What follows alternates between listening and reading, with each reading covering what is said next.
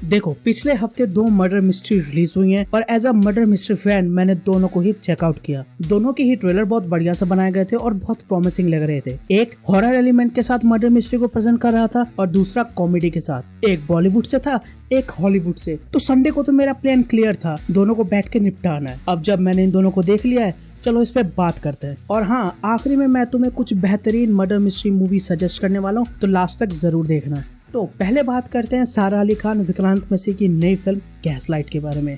इस फिल्म में 2 ऐसी चीजें जो आपको बहुत ज्यादा इम्प्रेस करेगी। एक तो इसका एटमॉस्फेयर, दूसरा 2 एक्टर्स का परफॉर्मेंस। फिल्म के डायरेक्टर को वो हॉन्टेड वाली फीलिंग लाने में, वो एटमॉस्फेयर क्रिएट करने पे जहाँ पे आदमी को डर लगे, उसको क्रिएट करने में उनको महारत हासिल है। आप उनकी फिल्मोग्राफी उठा के देख लीजिए, उन्होंने लगभग अपनी हर फिल्म में ये एटमॉस्फेयर क्रिएट किया है और उसका इम्पैक्ट भी अच्छा खासा होता है। फिल्म की शुरुआत से ही डायरेक्टर इसमें अनइजीनेस वाली फीलिंग ऐड कर देते हैं, जिसकी वजह से आगे जो जंप स्केयर आने वाले हैं या जो टेंशन क्रिएट होने वाली है वो अच्छा खासा होता है और आपको पता लग जाता है या आपको हिंट्स मिल जाते हैं कि यहाँ पे जो चीज दिख रही है वो है नहीं। हर एक इंसान के पीछे एक राज छुपा हुआ, ये अनकॉन्शियसली आपको पता चल जाता है। इसी डरावने टेंशन भरे माहौल का यूज करके अपने कैरेक्टर के टेंशन को दिखाना, अपने कैरेक्टर के साइकिक को दिखाना, ये पवन जी की पुरानी टेक्निक जो वो अपनी पुरानी फिल्मों में भी यूज कर चुके हैं और इस फिल्म में भी कई जगह इफेक्टिवली यूज करते हैं।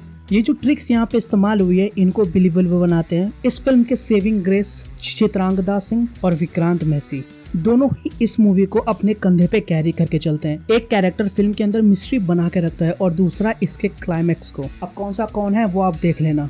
अब इतनी तारीफ करने के बाद भी ये मूवी सिर्फ 1 टाइम वॉच एवरेज मूवी बन के रह जाती है। क्यों? इसके पीछे 3 कारण है: लूप होल्स, सिनेमेटोग्राफी और जिसके वजह से टेंशन क्रिएट होना चाहिए था, उनकी एक्टिंग।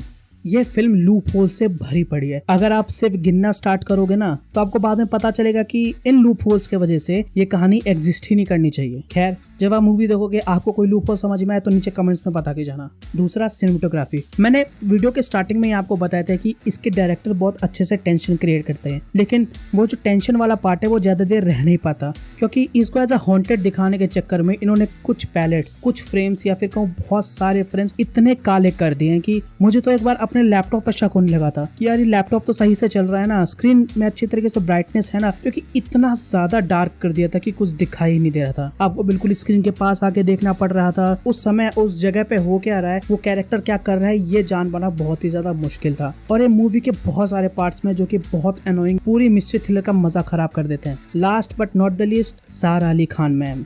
आपको टेंशन जब तक फील नहीं होगी जब तक जिस कैरेक्टर पे टेंशन हो रहा है उसके चेहरे पे ना दिखे। बहुत बार ऐसा होता है कि टेंशन वाला माहौल ही बढ़िया से चल रहा है, लेकिन सारा अली खान टेंशन को उतने अच्छे से दिखा नहीं पा रही है, जिसकी वजह से ऑडियंस को भी वो बिल्कुल फील नहीं होता। फिल्म में कई बार होता है कि जहाँ पे जो रिएक्शन आना चाहिए था वो नहीं आ पाता। डर, शॉक, टेंशन, इन तीनों में सेम ही फेस। अब वहाँ पे आपको क्या फील करना चाहिए यही नहीं पता चल रहा। You get the point, right? अब इसके वजह से होता क्या है, जो इम्पैक्ट हमें गेम ओवर और फोबिया जैसी मूवीज में मिला था राधिका आप्टे और तापसी पन्नू की स्ट्रॉन्ग परफॉर्मेंस से, वो इस फिल्म में नहीं होता।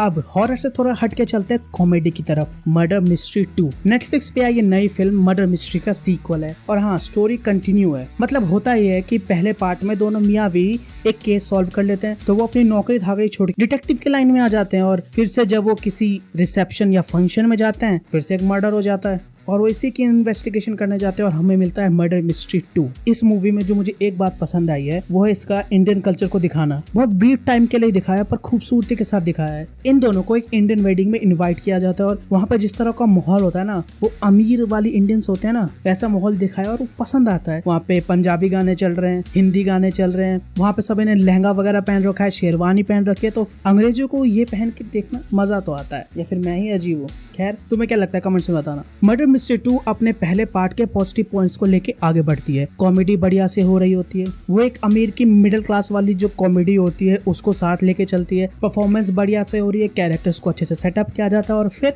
मर्डर, इन सब चीजों को अच्छे से स्टैब्लिश कर दिया जाता है। और लेकिन उसके बाद से ये मूवी ना अपने ट्रैक से कहीं भटकते जाती है। लेकिन एक बात तो कहनी पड़ेगी, अपने कॉमेडी के साथ इन्होंने मर्डर मिस्ट्री को जैसे मिक्स किया है, मजा आया उसको देख के।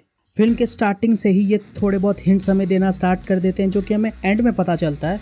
सभी कैरेक्टर्स के बीच की जो कन्वर्सेशंस होती हैं, जो इंटरेक्शन होती है, वो काफी मजेदार होती है, खासकर एडम और जेनिफर के बीच में। मैं तो ये कहूंगा कि इस मूवी का मेन फोकस यही दोनों है। मूवी की बाकी सभी चीजें एवरेज की कैटेगरी में आती हैं। इसकी सिनेमेटोग्राफी, म्यूजिक, डायलॉग्स सब ठीक ठाक ही हैं। अब बात करते हैं मूवी के प्रॉब्लम्स के बारे में। अगर आप मेरी तरह ये सोच के जाओगे कि आपको एक बढ़िया मर्डर मिस्ट्री देखने को मिलेगी इसके पहले पार्ट की तरह, तो आप मेरी तरह ही डिसअपॉइंट हो जाओगे, क्योंकि ये मर्डर मिस्ट्री से ज्यादा एक एक्शन थ्रिलर मूवी लगती है, जिसमें थ्रिलर बहुत कम है और एक्शन ज्यादा। इसका जो लास्ट रिवील है उसमें भी इम्पैक्ट बहुत ज्यादा नहीं होता, क्योंकि ये उसको बिल्ड ही नहीं करते। जस्ट थोड़ी मिस्ट्री क्रिएट होती है, एक्शन बहुत लंबा एक्शन चलता है और फिर लास्ट में थोड़ी देर पहले रिवील। ये फिल्म 1 घंटा 20 मिनट की है, जिसमें मैक्सिमम 50 मिनट सिर्फ एक्शन ही चल रहा होता है और उसके बाद स्टोरी। तो ये बहुत ही बड़ा लेट डाउन था, क्योंकि इसके पहले पार्ट का जो लास्ट रिवील था वो मुझे इतना बढ़िया लगा था कि मर्डर मिस्ट्री मेरी one of the favourite movies में से है।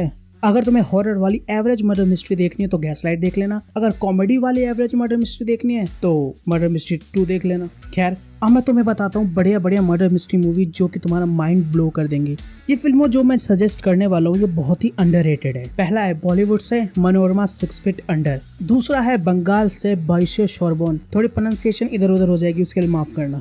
और तीसरा चौथा है बॉलीवुड से, एक है मेमोरीज और दूसरा है 7th डे। मेमोरीज को तो कुछ लोग जानते हैं लेकिन 7th डे को उतना नहीं। अगर तुमने इनमें से कोई भी मूवी देख रखी है, तुम्हारा एक्सपीरियंस कैसा था नीचे कमेंट्स में बता के जाना। मेरे सजेशन के बाद तुम इसको देख रहे हो तो फिर भी अपना एक्सपीरियंस एक बार मुझे बता के जरूर जाना। तुम्हें और भी सजेशन चाहिए तो मुझे इंस्टाग्राम पे फॉलो कर सकते हो। तो अगर तुम्हें ये वीडियो थोड़ा सा भी पसंद आया तो उसको लाइक करो, अपने दोस्तों के साथ शेयर कर देना, और अगर चैनल पे नए हो तो सब्सक्राइब जरूर करके जाना।